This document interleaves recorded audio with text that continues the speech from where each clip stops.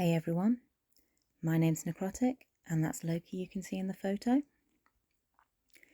Today I'm going to be reading Canon Alberic's Scrapbook by M.R. James.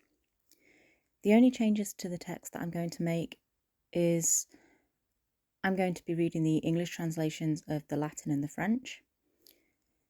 The Latin translations are done by the author and the French translations are done by me. This won't affect the story in any way. It just means that you don't have to listen to me attempting to badly pronounce any Latin or French. Okay, so this is Canon Alberic's Scrapbook by M.R. James. St Bertrand de Comminges is a decayed town on the spurs of the Pyrenees, not very far from Toulouse and still nearer to Bagnères-de-Luchon. It was the site of a bishopric until the Revolution and has a cathedral which is visited by a certain number of tourists. In the spring of 1883, an Englishman arrived at this old world place. I can hardly dignify it with the name of city, for there are not 1,000 inhabitants. He was a Cambridge man who had come specially from Toulouse to see St Bertrand's church, and had left two friends, who were less keen archaeologists than himself, in their hotel at Toulouse under promise to join him on the following morning. Half an hour at the church would satisfy them, and all three could then pursue their journey in the direction of Oak. But our Englishman had come early on the day in question and proposed to himself to fill a notebook and to use several dozens of plates in the process of describing and photographing every corner of the wonderful church that dominates the little hill of Comminges. In order to carry out this design satisfactorily, it was necessary to monopolise the verger of the church for the day. The verger, or sacristan, I prefer the latter appellation, inaccurate as it may be, was accordingly sent for by the somewhat brusque lady who keeps the inn of the Chapeau Rouge. And when he came, the Englishman found him an unexpectedly interesting object of study. It was not in the personal appearance of the little, dry, wizened old man that the interest lay, for he was precisely like dozens of other church guardians in France, but in a curious furtive, or rather hunted and oppressed air which he had. He was perpetually half glancing behind him. The muscles of his back and shoulders seemed to be hunched in a continual nervous contraction, as if he were expecting every moment to find himself in the clutch of an enemy. The Englishman hardly knew whether to put him down as a man haunted by a fixed delusion, or as one oppressed by a guilty conscience, or as an unbearably henpecked husband. The probabilities when reckoned up certainly pointed to the last idea, but still the impression conveyed was that of a far more formidable persecutor even than a termagant wife.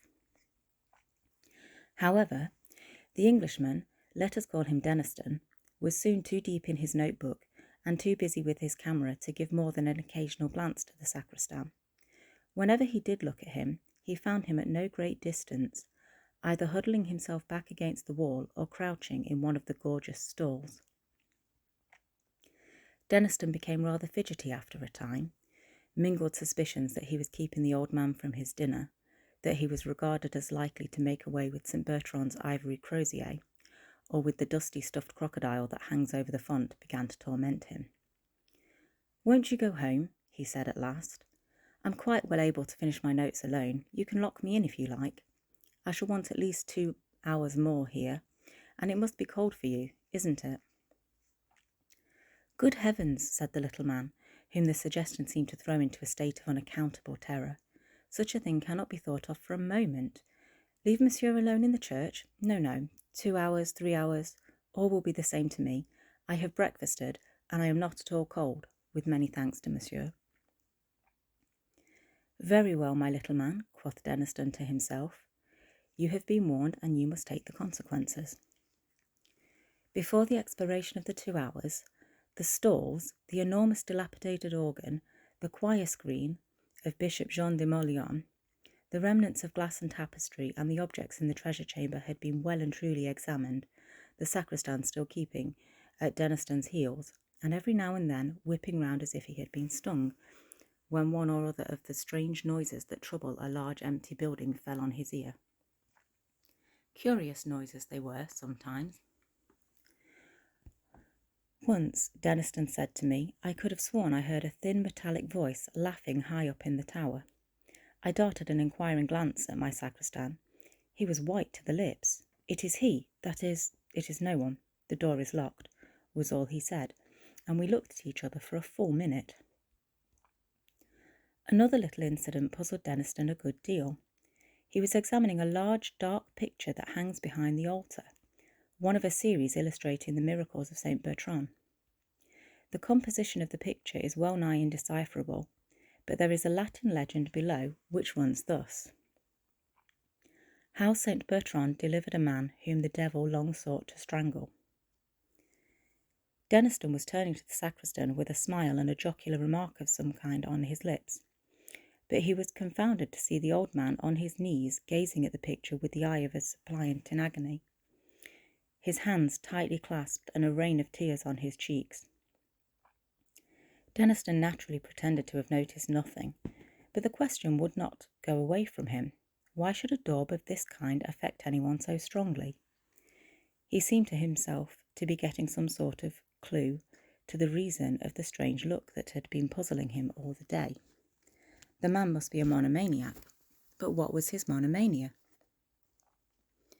It was nearly 5 o'clock, the short day was drawing in, and the church began to fill with shadows, while the curious noises, the muffled footfalls, and distant talking voices that had been perceptible all day seemed, no doubt because of the fading light and the consequently quickened sense of hearing, to become more frequent and insistent.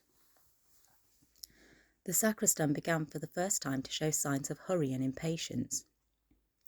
He heaved a sigh of relief when camera and notebook were finally packed up and stowed away, and hurriedly beckoned Denniston to the western door of the church under the tower.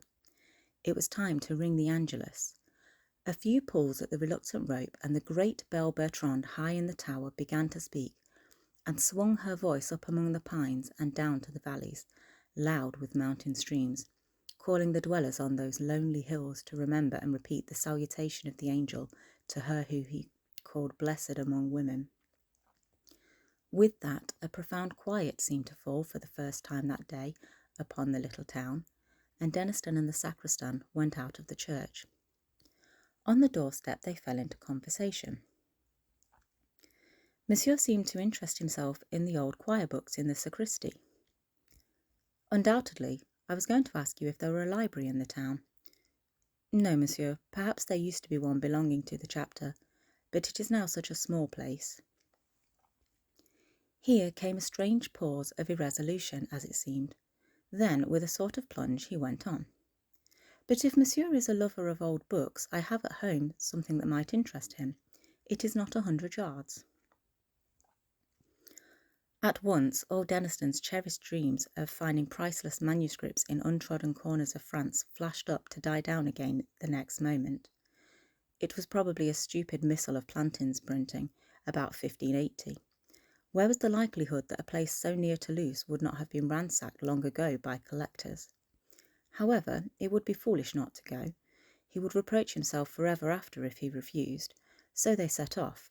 On the way, the curious irresolution and sudden determination of the sacristan recurred to Denniston, and he wondered in a shamefaced way whether he was being decoyed into some purlieu to be made away with as a supposed rich Englishman.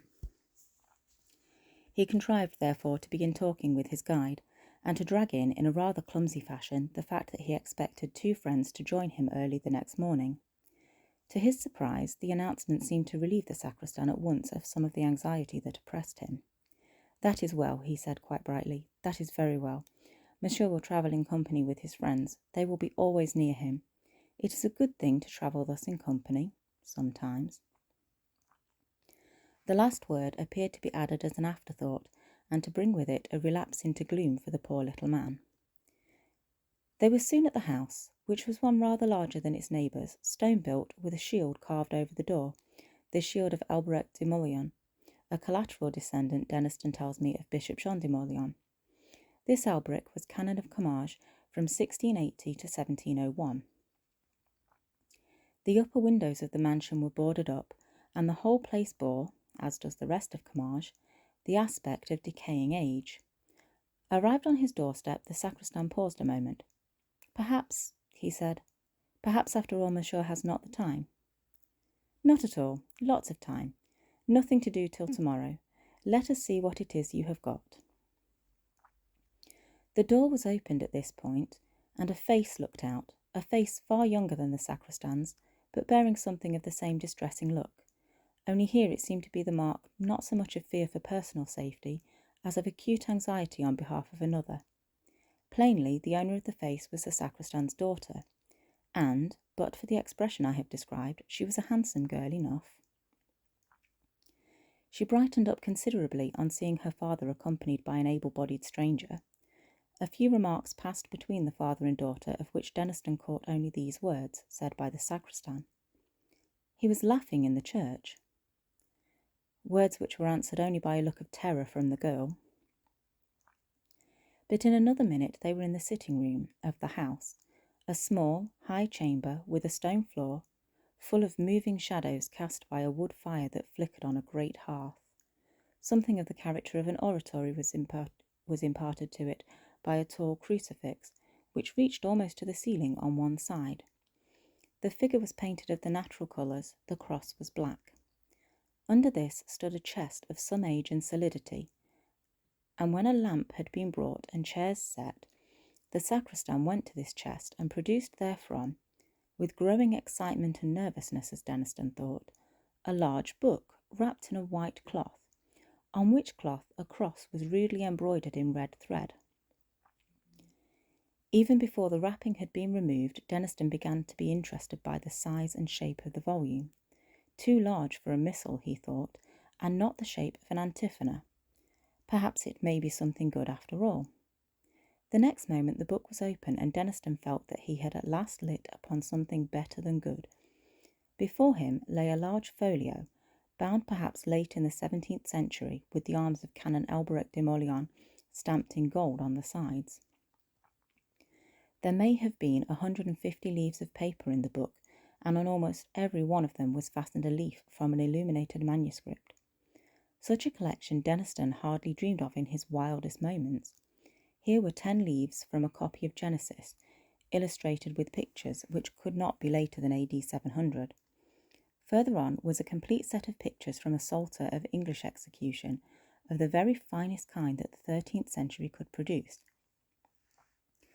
And perhaps best of all, there were 20 leaves of uncial writing in Latin, which, as a few words seen here and there told him at once, must belong to some very early, unknown patristic treatise. Could it possibly be a fragment of the copy of Papias on the words of our Lord, which was known to have existed as late as the 12th century at Nimes? Footnote. We now know that these leaves did contain a considerable fragment of that work, if not that actual copy of it. In any case, his mind was made up. That book must return to Cambridge with him, even if he had to draw the whole of his balance from the bank and stay at St. Bertrand till the money came. He glanced up at the sacristan to see if his face yielded any hint that the book was for sale. The sacristan was pale and his lips were working. "If Monsieur will turn on to the end," he said. So Monsieur turned on, meeting new treasures at every rise of a leaf, and at the end of the book he came upon 2 sheets of paper of much more recent date than anything he had seen yet, which puzzled him considerably. They must be contemporary, he decided, with the unprincipled Canon Alberic, who had doubtless plundered the chapter library of St. Bertrand to form this priceless scrapbook. On the first of the paper sheets was a plan, carefully drawn and instantly recognisable by a person who knew the ground, of the south aisle and cloisters of St. Bertrand's. There were curious signs looking like planetary symbols and a few Hebrew words in the corners, and in the northwest angle of the cloister was a cross drawn in gold paint. Below the plan were some lines of writing in Latin, which ran thus: Answers of the 12th of December, 1694. It was asked, shall I find it? Answer, thou shalt. Shall I become rich? Thou wilt. Shall I live an object of envy? Thou wilt. Shall I die in my bed? Thou wilt. A good specimen of the treasure hunter's record, quite reminds one of Mr. Minor Canon Quatermain in Old St. Paul's, was Deniston's comment, and he turned the leaf. What he saw then impressed him, as he has often told me, more than he could have conceived any drawing or picture capable of impressing him. And though the drawing he saw is no longer in existence, there is a photograph of it, which I possess, which fully bears out that statement. The picture in question was a sepia drawing at the end of the 17th century, representing, one would say at first sight, a biblical scene.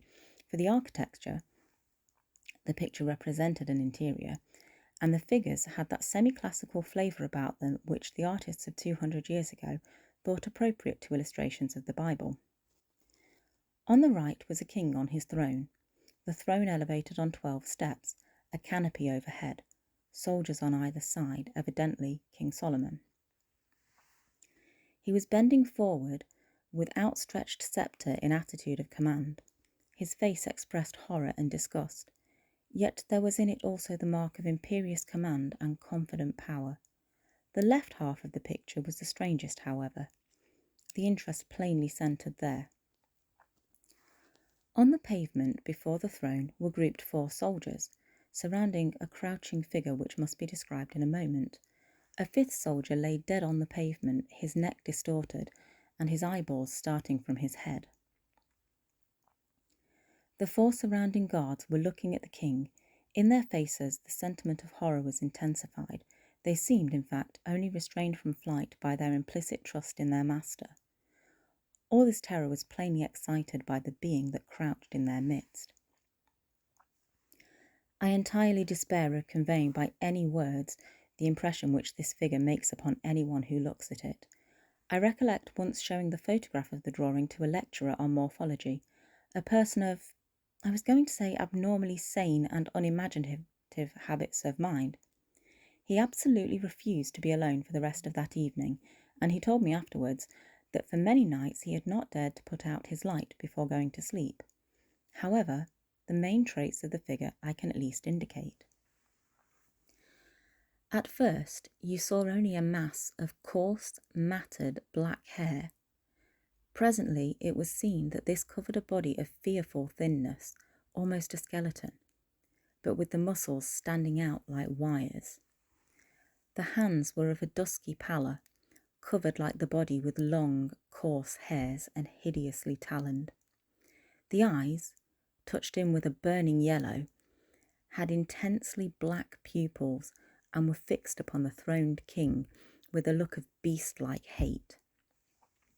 Imagine one of the awful bird-catching spiders of South America, translated into human form and endowed with intelligence just less than human, and you will have some faint conception of the terror inspired by this appalling effigy.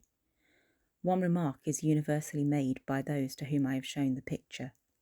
It was drawn from the life. As soon as the first shock of his irresistible fright had subsided, Deniston stole a look at his hosts. The sacristan's hands were pressed upon his eyes. His daughter, looking up at the cross on the wall, was telling her beads feverishly. At last the question was asked, "Is this book for sale?" There was the same hesitation, the same plunge of determination that he had noticed before, and then came the welcome answer, "If monsieur pleases." "How much do you ask for it?" "I will take 250 francs. This was confounding. Even a collector's conscience is sometimes stirred, and Deniston's conscience was tenderer than a collector's. "My good man," he said again and again, "your book is worth far more than 250 francs, I assure you, far more." But the answer did not vary. "I will take 250 francs, not more." There really was no possibility of refusing such a chance. The money was paid, the receipt signed, a glass of wine drunk over the transaction, and then the sacristan seemed to become a new man. He stood upright. He ceased to throw those suspicious glances behind him. He actually laughed, or tried to laugh. Deniston rose to go. "I shall have the honour of accompanying monsieur to his hotel," said the sacristan. "Oh, no thanks, it isn't 100 yards. I know the way perfectly, and there is a moon." The offer was pressed 3 or 4 times and refused as often. The monsieur will summon me if he finds occasion. He will keep the middle of the road. The sides are so rough. Certainly, certainly, said Denniston, who was impatient to examine his prize by himself, and he stepped out into the passage with his book under his arm. Here he was met by the daughter. She, it appeared, was anxious to do a little business on her own account, perhaps like Gehazi to take somewhat from the foreigner whom her father had spared. A silver crucifix and a chain for the neck. Monsieur would perhaps be good enough to accept it. Well, really, Denniston hadn't much use for these things. What did mademoiselle want for it? Nothing in the world. Monsieur is more than welcome to it. The tone in which this and much more was said was unmistakably genuine, so that Denniston was reduced to profuse thanks and submitted to have the chain put around his neck. It really seemed as if he had rendered the father and daughter some service which they hardly knew how to repay. As he set off with his book, they stood at the door looking after him, and they were still looking when he waved them a last good night from the steps of the Chapeau Rouge. Dinner was over, and Denniston was in his bedroom, shut up alone with his acquisition. The landlady had manifested a particular interest in him, since he had told her that he had paid a visit. Hi, Loki. Sorry about that. Dinner was over, and Denniston...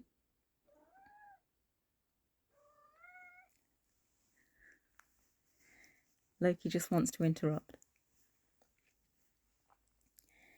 Dinner was over, and Denniston was in his bedroom, shut up alone with his acquisition. The landlady had manifested a particular interest in him, since he had told her that he had paid a visit to the sacristan and bought an old book from him. He thought, too, that he had heard a hurried dialogue between her and the said sacristan in the passage outside the dining room. Some words to the effect that Pierre and Bertrand would be sleeping in the house had closed the conversation. All this time, a growing feeling of discomfort had been creeping over him, nervous reaction perhaps after the delight of his discovery. Whatever it was, it resulted in a conviction that there was someone behind him and that he was far more comfortable with his back to the wall. All this, of course, weighed light in the balance as against the obvious value of the collection he had acquired, and now, as I said, he was alone in his bedroom, taking stock of Canon Alberic's treasures, in which every moment revealed something more charming.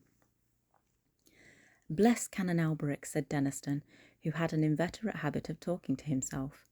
I wonder where he is now. Dear me, I wish that landlady would learn to laugh in a more cheering manner. It makes one feel as if there was someone dead in the house. Half a pipe more, did you say? I think perhaps you are right. I wonder what that crucifix is that the young woman insisted on giving me. Last century, I suppose. Yes, probably. It is rather a nuisance of a thing to have round one's neck, just too heavy. Most likely her father has been wearing it for years. I think I might give it a clean up before I put it away. He had taken the crucifix off and laid it on the table when his attention was caught by an object lying on the red cloth just by his left elbow. 2 or 3 ideas of what it might be flitted through his brain with their own incalculable quickness. A pen wiper? No, no such thing in the house. A rat? No, too black. A large spider? I trust to goodness not. No. Good God, a hand, like the hand in that picture. In another infinitesimal flash he had taken it in, pale, dusky skin, covering nothing but bones and tendons of appalling strength, coarse black hairs longer than ever grew on a human hand, nails rising from the ends of the fingers and curving sharply down and forwards, grey, horny and wrinkled. He flew out of his chair with deadly, inconceivable terror clutching at his heart. The shape, whose left hand rested on the table, was rising to a standing posture behind his seat, its right hand crooked above his scalp. There was black and tattered drapery about it. The coarse hair covered it as in the drawing. The lower jaw was thin, what can I call it, shallow. Like a beast's, teeth showed behind the black lips. There was no nose. The eyes of a fiery yellow against which the pupils showed black and intense.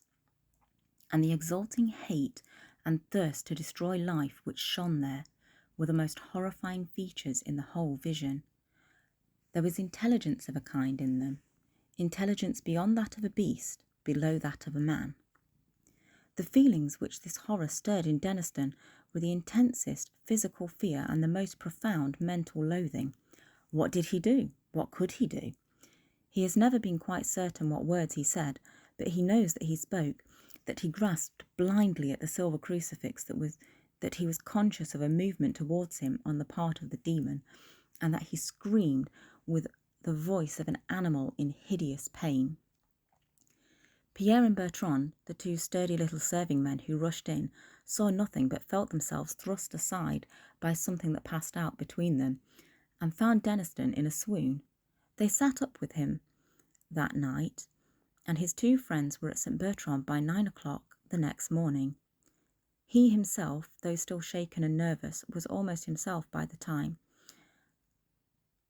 and his story found credence with them, though not until they had seen the drawing and talked with the sacristan. Almost at dawn, the little man had come to the inn on some pretence, and had listened with the deepest interest to the story retailed by the landlady. He showed no surprise. It is he, I have seen him myself," was his only comment, and to all questionings but one reply was vouchsafed. "Twice I saw it, 1,000 times I have felt it." He would tell them nothing of the provenance of the book, nor any details of his experiences. "I shall soon sleep, and my rest will be sweet. Why should you trouble me?" he said. He died that summer. His daughter married and settled at St. Paul. She never understood the circumstances of her father's obsession. We shall never know what he or Canon Alberic de Morlian suffered. At the back of that fateful drawing were some lines of writing which may be supposed to throw light on the situation. "The dispute of Solomon with the demon of the night, drawn by Alberic de Morlian. Versicle, O Lord, make haste to help me. Psalm, whoso dwelleth."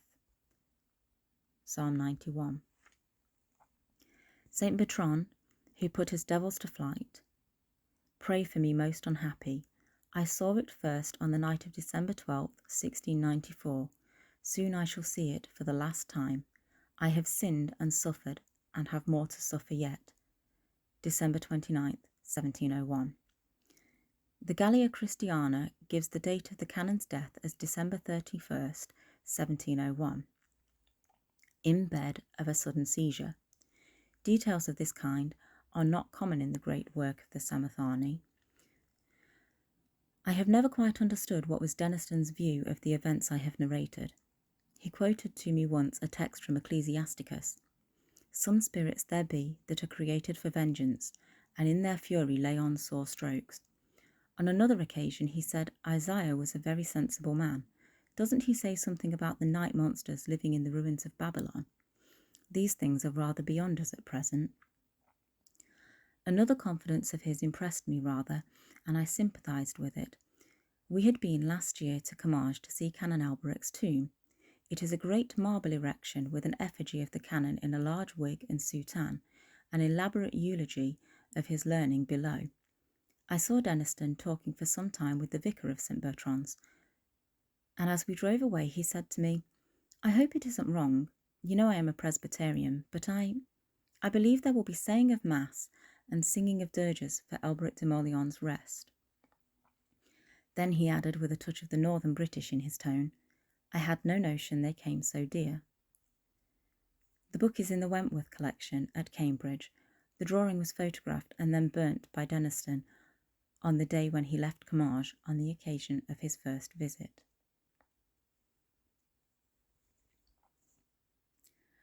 Okay, that was Canon Alberic's Scrapbook by M.R. James. And that's it for this one. If you've enjoyed this and you want to support me and, of course, Loki, you can do so via my website, which is nekrotikk.com. Thank you very much, and I will see you all next time.